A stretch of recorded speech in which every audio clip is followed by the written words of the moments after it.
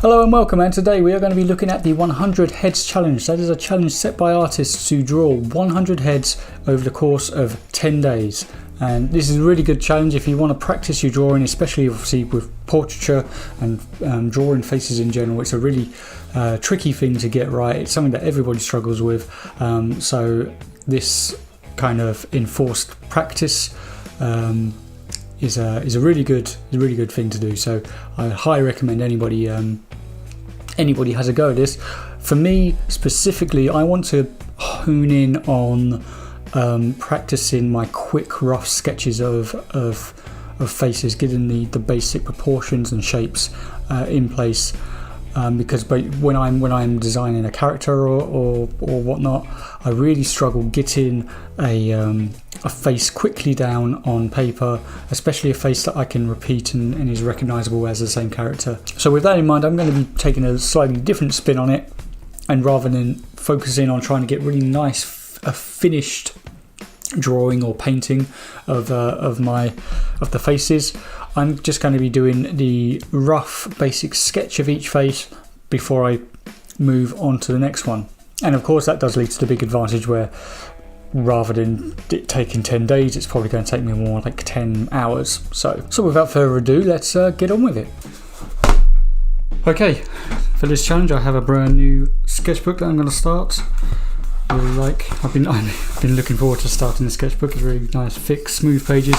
I have colour changing biro that's magical because it does all different colours.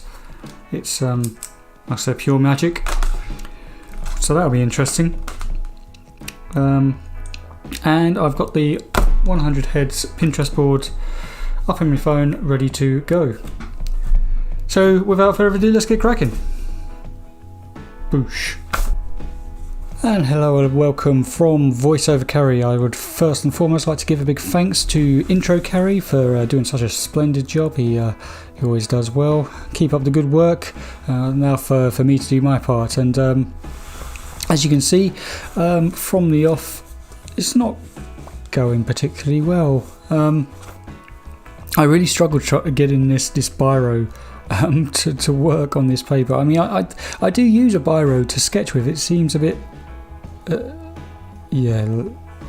less said about that the better. I do use a biro to sketch with sometimes, and I normally get quite nice effects from it. I think this paper is very, very smooth, which is, oh god, look at that. Seriously, this paper is quite smooth, so I couldn't get any sort of variance in it, any dynamic kind of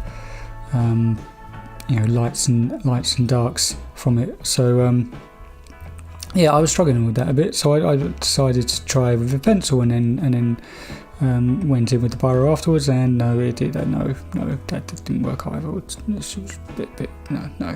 So by this point I had gone away and actually practiced or kind of refreshed my memory on the Lombis method for constructing heads, which actually helped a bit.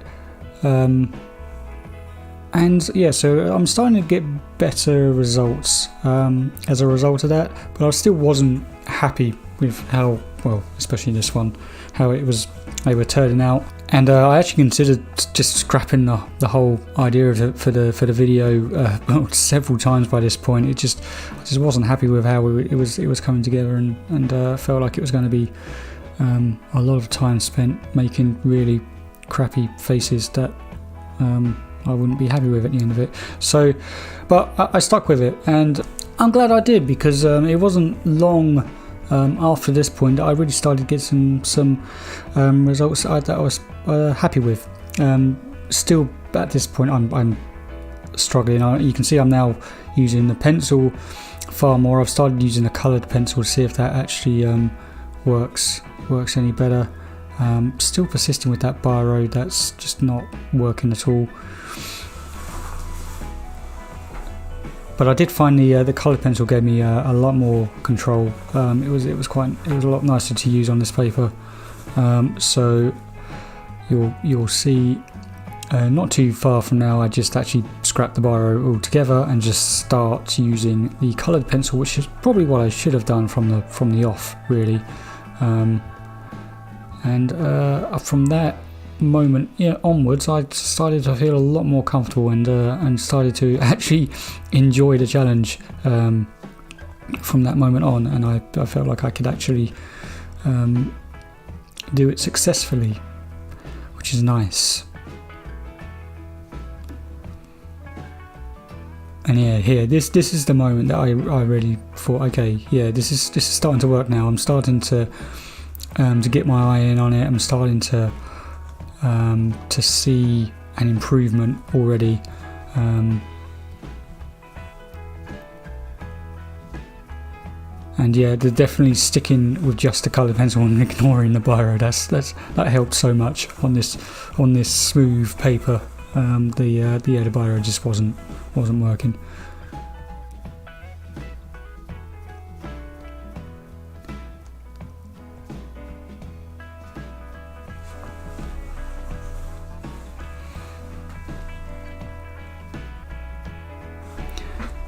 And as I said before, I really can't recommend this process enough. Whatever whether you're just focusing on the quick rough sketches like I am here, or whether you want to go in for full detailed finished drawings, like forcing yourself to draw 100 of whatever, whether it's heads or hands or feet or whatever, just to practice and get your eye in on working out that anatomy. It really helps. And it helps improve your art in a very short amount of time. And by this point, I'm starting to work out little algorithms, because I've repeated drawing faces however many times by this point. I've started working out little steps to take that will always get me to a decent place. So in these kind of more sort of bearded faces, I guess, faces where you don't have such a strong outline on the of the profile of the face, it's more just drawing rough shapes, breaking the face down into a series of shapes and drawing that. But on the more straight kind of normal, like a face like this, where it's just a normal straight on face, I was starting with the chin. I found, I don't know if this would help with other people, it's just what worked for me. Started with the sort of the profile of the chin, and then worked the mouth in, and try to get that in a just by eye, looking at what where that should be in relation to the chin, and then used that as my kind of starting point for the rest of the face. So I then used the distance from the chin to the middle of the mouth to work out where the base of the nose is, and then work out where the eye line should be based on the distance between the chin and the base of the nose. This is all part of that Lombus method that I mentioned before, which is definitely worth looking out if you don't know what it is and you want to learn how to draw faces. It's one of the sort of the classic ways that people learn how to draw faces. One of the many techniques, but it's the one that I've learnt and one I use.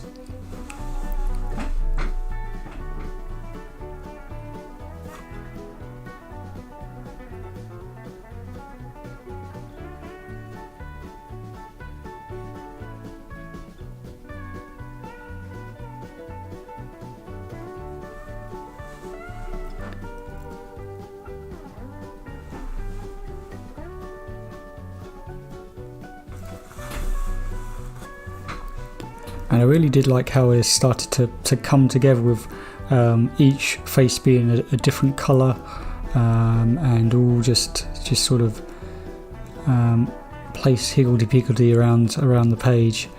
It just the finished result and the finished spreads looked really quite cool. As a sketchbook shouldn't be there for it to look really finished and polished. But it's nice when it does anyway. It's nice when it does look, it has that kind of nice look to it when you flick back through it.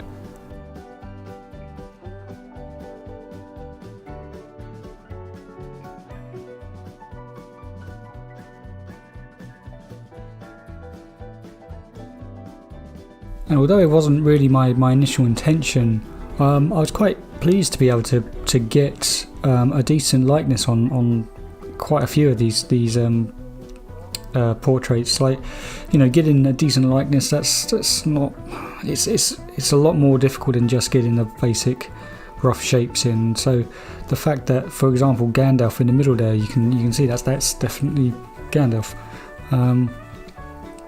So yeah, I was pleased with that, and it's kind of, if you compare this to the first few drawings I was doing, you can see the improvement in just these few hours of drawing. Granted, by now my hand is really starting to hurt, and my eyes were kind of melting a bit, but I was still enjoying it. It was still good fun.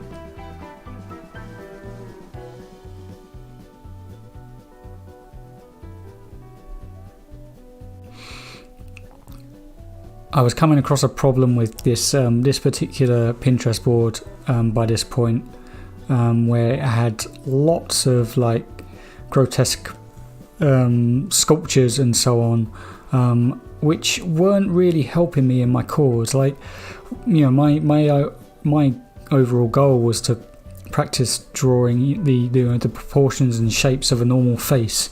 So if you're practicing portraiture sort of more, you know, if I was trying to make really nice finished portraits out of these drawings, then yeah, those sculptures, those weird twisted faces would be a really good thing to practice on, and, you know, really gets you out of your comfort zone and looking at where, you know, light and shade and shadow and all that kind of stuff. It would be really good for that. But for me, what I was focusing on, it really wasn't sort of helping with that. So I actually didn't complete all of the faces on that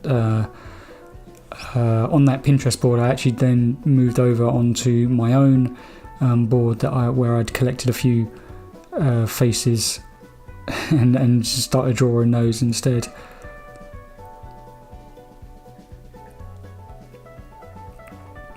We're on the home straight here, so I am kind of rushing through these as quickly as I can. I'm very keen to put my pencil down by this point. It's I'm in a lot of pain. Yeah, like I said, I've been drawing for about 7 hours by this point, yeah, I was quite glad for it to be over, but very happy with the result. Very happy with the finished drawings and how it, you know, the improvement. When you flick back up through the pages, you can see the improvement, and that's was my initial goal. So yeah, I was super happy with the end result, but that's it. And there we have it, 100 heads all completed. Check the footage, it took me about 7.5 hours to complete, so pretty good going all in all. And here we have the finished result. We'll start from the start. So as you can see, these very scribbly, rough sketches to start with.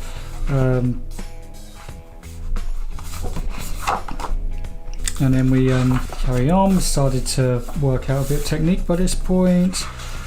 Decided to scrap the biro by this point, and I think this was the first spread where I was really happy with. This was when I really felt it was starting to come together, and by the end of this spread, I could really feel some improvements coming along already. However, by the end of this spread, I think I was starting to get a little bit tired, and probably not taking quite as long on some of these as I should have done. And then continuing here, and final spread with knots with these are my own heads, not from the original Pinterest board, but these are all from my own heads Pinterest board. And as you can see, 100 heads, 7.5 hours, 21st November 2020. That's my little record for my future self, so I can look back and remember. Because that's what a sketchbook is for, isn't it? Anyway, I hope that's inspired you to have a go at your own 100 heads challenge. Do it in whatever way you like to do, and if you are going to have a go at it, then let me know and possibly show me the results as well. That would be really cool to see. But until next time, that's it. Thanks for watching. If you'd like to support me and the channel, then leave a like, leave a comment, and consider subscribing if you haven't already. It really does help out a lot. Visit www.carriejacobsart.com, where you can find my prints, my t-shirts and my Star Stuff art kits, all for sale. And of course you can follow me on Facebook and Instagram at Carrie Jacobs Art. Cheerio.